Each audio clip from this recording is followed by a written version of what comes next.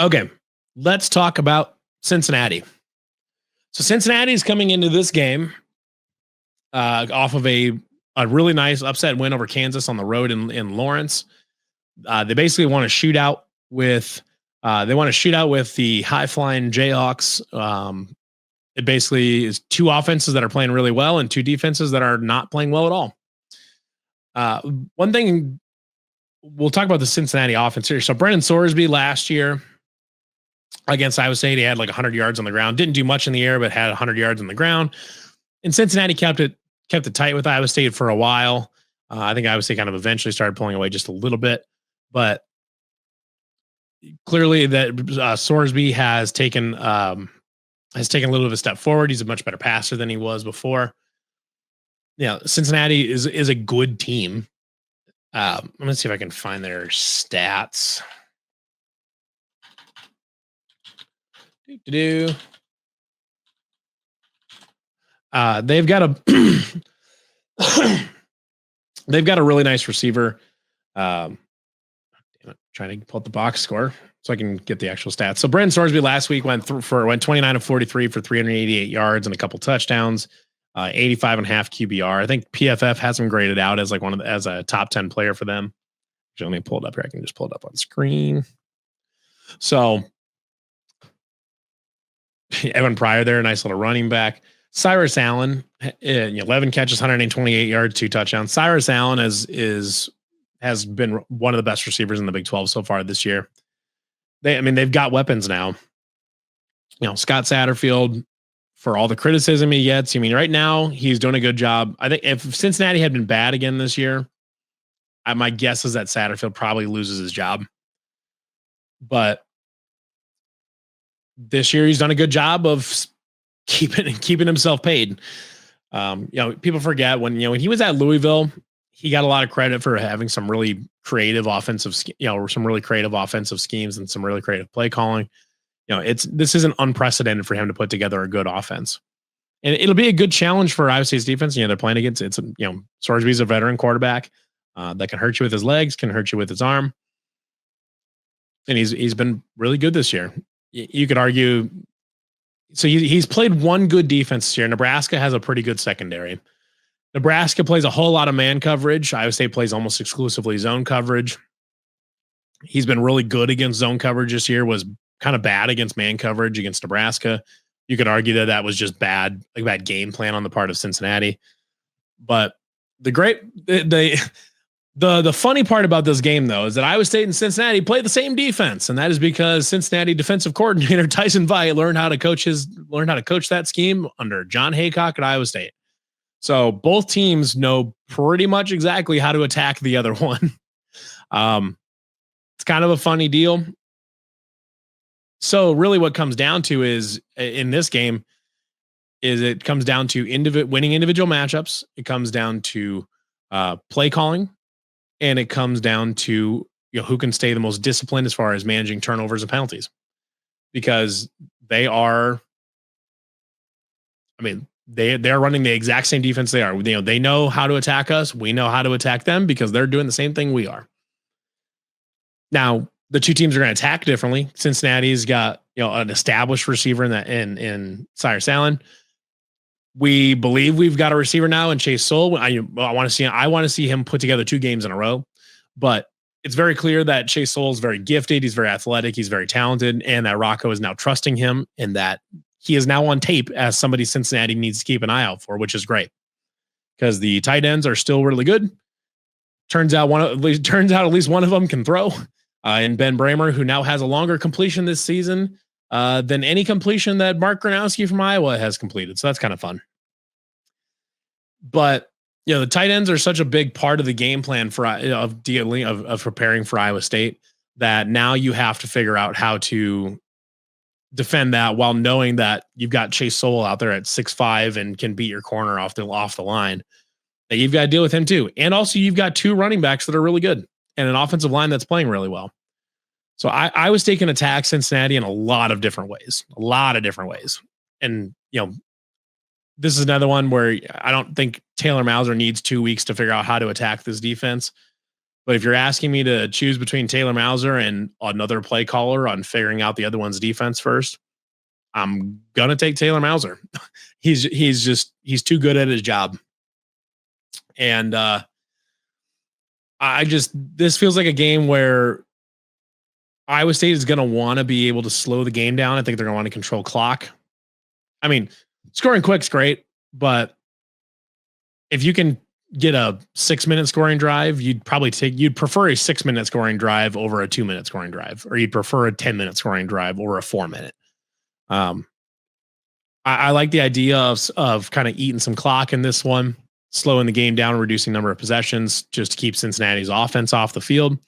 Now, Cincinnati is underwater so far this year on the turnover ratio, or I would say it's positive. So Cincinnati turns the ball over more than they turn people over. Cincinnati does not defend the pass particularly well. They're outside of the top 100 in a lot of pass defense, a lot of pass defense stats.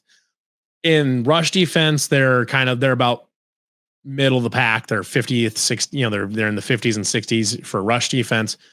Fairly unremarkable. They're okay, but they're pretty unremarkable. The big key for them is going to be whether or not Dante Corleone is going to be available. He did not. I don't believe he did not play against Kansas. I don't know if. Let's see here. Scott Satterfield just today. Let me pull this up on the screen for you guys. So, let's do. Okay, so Scott Satterfield is saying that Dante Corleone is going to be back this week.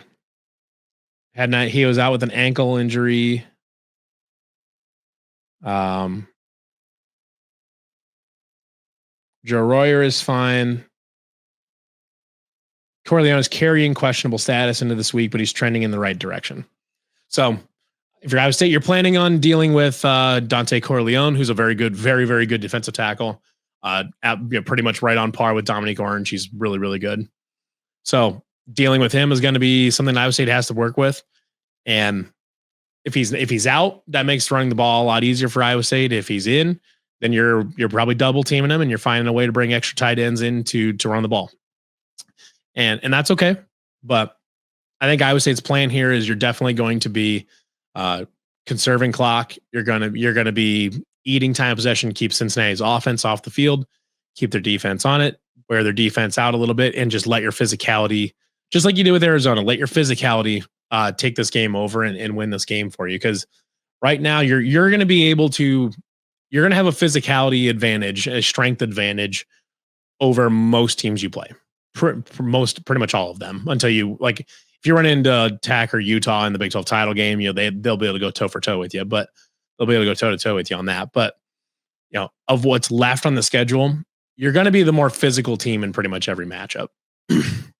So, I think that's the recipe for Iowa State in this one. Run the ball, get your ball to the tight end, get it to the tight ends, let Chase Soul be your big play guy. Maybe see if you can get Xavier Townsend involved. But this is another one where I think if Iowa State just goes out, takes care of business, doesn't turn the ball over, doesn't commit too many penalties, doesn't commit any stupid penalties. If you can force a turnover and not commit one yourself, that makes this game a lot. That swings this thing in your favor quite a bit, especially if you're able to successfully eat clock, limit possessions. So I don't think the scouting report is too difficult. You're pretty much attacking their defense the same way you're attacking ours. So you're being patient. You're not getting aggressive where it doesn't make sense. You're not taking unnecessary risks. You're just doing your job. And fortunately, Iowa State's got a veteran quarterback that doesn't make a lot of mistakes. So I know it's kind of a short preview, but like I said, I don't think it's a particularly complicated one. It's not a defense we're unfamiliar with. So I just think over time, I think this one's eventually going to shake out. Where Iowa State's going to be able to get a stop that Cincinnati is not able to get, just because the secondary just isn't there for Cincinnati. So my final score prediction. Well, actually, what's interesting about the final score in this one is I believe the over-under was set at like 52.5, which I think a lot of people feel is pretty low. But It kind of depends on how you think Iowa State's going to attack this thing. Because if you think that Iowa State is going to try to suck the air out of the ball and just eat possession, this could be down in the 28-17 type of range. If you think that Iowa State is going to basically be okay with just trying to trade touchdowns with Cincinnati for a while and then just get a stop where you need to type of thing, kind of like they won a lot of games last season, then this thing gets moving pretty good. However, I think over time, Iowa State will start pulling away, get a touchdown late to pull this thing away. Give me Iowa State to win this thing 38-24. Cincinnati's defense is a very clear step down from Arizona's, and they will be able to run the ball a lot easier than they were when they were able to against Arizona. The secondary is also a step down. And I just think this just feels like a game where Iowa State will be able to put some points on the board. Scoring 39 versus Arizona is a really nice number. That's a good number to get to against that defense, which has been really, really good. I think you can do the same thing to Cincinnati. And I just don't know that Cincinnati is going to be able to just win a shootout with you the way they did with Kansas. I don't see that working. So my logic is that Cincinnati will score fewer points against Iowa State than they did against Kansas's terrible, terrible defense. And Iowa State will score fewer points than they did against Arizona's defense, which is much better than Cincinnati's. So Iowa State 38-24. I think the matchups work pretty well for Iowa State. I think Iowa State's got advantages at a lot of positions.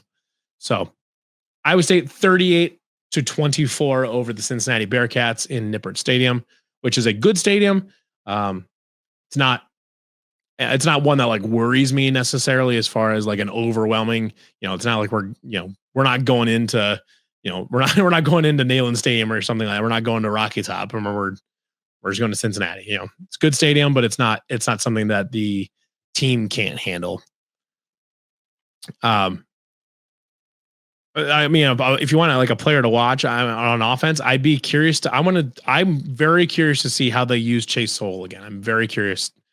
Well, if they're going to keep throwing him some deep balls and let him be the guy that gets 3 or 4 catches, but he gets 80 to 120 yards on 3 or 4 catches. If that's just gonna be the guy, or if they're going to start, really feeding him the ball, I'll be curious to see how they do it. But, the Jontez Williams injury doesn't change anything, doesn't change any calculus at all for me. So 38-24 Iowa State. I think we'll probably wrap this one up. I really appreciate all the comments. Matthew said 11 a.m. too. I think 11 a.m. on the road, I think is awesome. You just get up, eat breakfast, you're there. You don't got to screw around all day. I totally agree with you there. I think at 11 a.m. road kicks are awesome. I really like those. So appreciate everybody tuning in. Appreciate all the interaction in the comments. We'll be here again. Because it is a road game, I will be doing post-game live call-in show here on Saturday after the game's over, since we're on the road and I can be at my desk. So plan on that. Game's at 11, so probably over around 2:30. So probably plan on 2:30, 3 o'clock for a post-game call-in show and reaction show to this. Hopefully Iowa State will be 6-0 and Iowa State will be 6-0 and getting ready to head to Boulder to take on a Colorado team that seems to be getting better, but we don't really know. So thanks everybody. And we will see you all again on Saturday for the post-game reaction show and call-in show.